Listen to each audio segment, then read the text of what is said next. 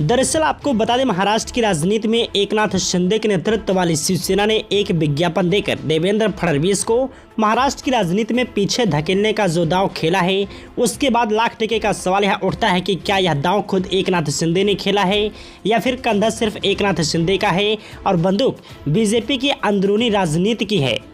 इन सवालों का जवाब जानने के लिए हमने एकनाथ शिंदे के करीबी लोगों से बात की। नाम न छापने की शर्त पर शिंदे के करीबी ने बताया, जिस तरह से बीजेपी के कुछ नेता राज्य के एक बड़े बीजेपी नेता के इशारे पर एकनाथ शिंदे को उनके प्रभाव क्षेत्र ठाणे में घेरने की कोशिश कर रहे हैं। एकनाथ शिंदे के 5 मंत्रियों को मंत्रिमंडल से हटवाने की खबरें चलवाकर शिंदे को डिस्टर्ब करने की कोशिश कर रहे हैं, यह उसका जवाब है।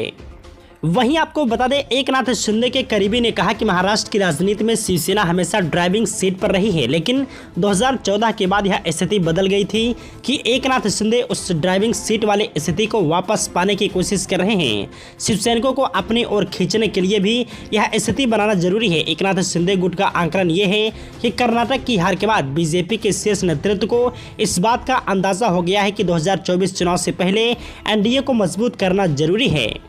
इसी के तहत महाराष्ट्र में शिवसेना शिंदे, तमिलनाडु में एआईडीएमके और कर्नाटक में जेडीएस के साथ मिलकर बीजेपी का शीर्ष नेतृत्व विशेष रणनीति बना रहा है।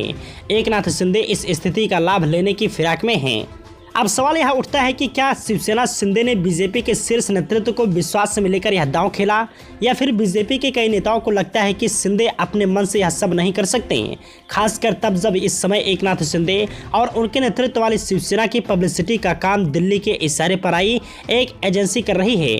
साथ ही शिंदे के एक खास ओएसडी गुजरात के हैं और शाह के करीबी हैं। तो क्या इसका मतलब है कि बीजेपी की लीडरशिप ही महाराष्ट्र में ब्राह्मण चेहरे देवेंद्र फडणवीस को पीछे करके मराठा चेहरे एकनाथ शिंदे को आगे करना चाहती है? सवाल यह भी है कि क्या यह फडणवीस को महाराष्ट्र से हटाकर केंद्र में ले जाने की प्रक्रिया की शुरुआत है? आने वाले वक्त में इन सवालों का जवाब मिलेगा। फिलहाल इस पूरे मामले में आपकी क्या राय है, हमें कमेंट बॉक्स में जरूर बताएं।